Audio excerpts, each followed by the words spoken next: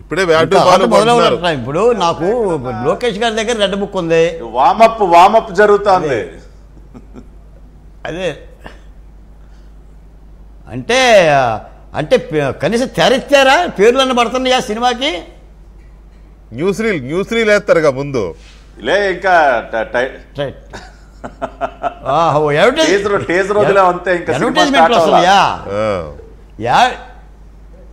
Just teaser వదిలే ఉన్నా, చిన్న టీజర్ గారు. లోకేష్ గారి దగ్గర రెడ్ బుక్కే కాదు, నా దగ్గర బ్లూ బుక్ ఉంది. ఆంధ్ర రాష్ట్రంలో దళితుల మీద హత్యల మీద జరిగిన బ్లూ బుక్ రాష్ట్ర వ్యాప్తంగా మేము రాసుకున్నాం. నేను డైరెక్ట్గా పేర్లే చెప్తున్నా. ఎమ్మెల్సీ అనంతబాబు, శిరోముండనం చేసిన పోలీసులు, కిరణ్ కుమార్ని చీరాల్లో చంపిన పోలీసులు, అలాగనే అబ్దుల్ సలాం పురిగల్పిన వాళ్ళని, అలాగనే డాక్టర్ సుధాకర్ని వేధించిన పోలీసులు,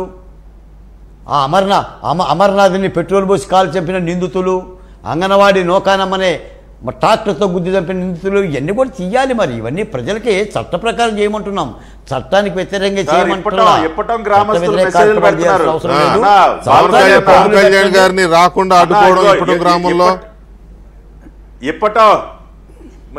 గ్రామస్తులు సార్ మా గోడలు కూల్చారు సార్, అది కూడా ఒకసారి గుర్తు చేయండి సార్. ఇప్పటం గ్రామస్తులు మెసేజ్. అవును, రోడ్డు వెడల్పు చేస్తాం. రాష్ట్రమంతా జగన్మోహన్ రెడ్డి గారి బాధితులే. అవును, రాష్ట్రమంతా జగన్మోహన్ రెడ్డి గారి బాధితులే. ఎందెందు వెతికినా అందందే కనిపిస్తారు. వాటన్నిటి మీద సత్వరం ఒక విచారణ చేసి, ఒక సమీక్ష చేసి, దానికి సంబంధించిన ప్రక్షాళన కార్యక్రమాలు చేయాలి. ఎందుకంటే రాష్ట్రం అలిచిపోయింది. అమరావతి రైతుల మీద పెట్టిన కేసులు అలాగనే ఉన్నాయి.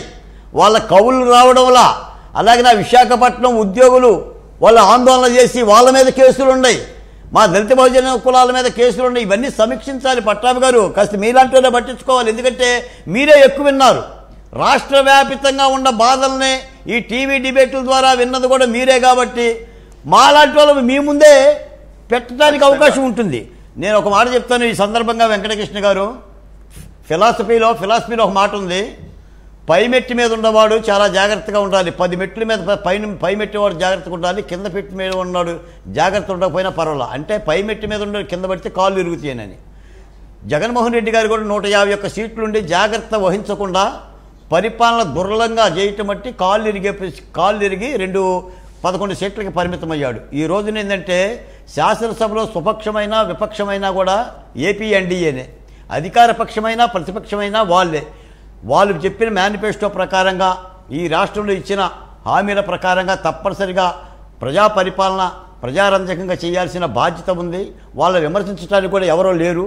వాళ్ళే విమర్శించుకోవాలి, వాళ్ళే సమీక్షించుకోవాలి, వాళ్ళే బాధ్యత పడాలి. ఎందుకంటే 164 సీట్లు దేశ చరిత్రలో ఆంధ్ర రాష్ట్ర ప్రజలు. నేను ఒక మాట చెప్తాను వెంకటకృష్ణ గారు, మొన్న ఈ మధ్య వైసీపీలో ముఖ్య నాయకులు కలిసి బాలకోటయ్య గారు ఆంధ్ర రాష్ట్ర ప్రజలను పూజించాలి, మళ్ళీ పొరపాటున అరకొరతోనో తుంపుతోనో పరకతోనో జగన్మోహన్ రెడ్డి గారు వచ్చుంటే ఈ రాష్ట్రంలో 100 మంది హత్య చేయబడేవాళ్ళు, తెలుగుదేశం వాళ్ళని వేధించి వేటాడేవాడు, ఒక చక్కని పరిపాలన వచ్చిందని చెప్పేసి దానికి సంతోషపడుతున్నాం.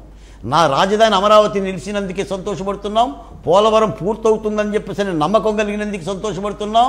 ఒక రాకాసి పాలన పోయిందంటానికి సంతోషపడుతున్నాం. ఎందుకంటే నేను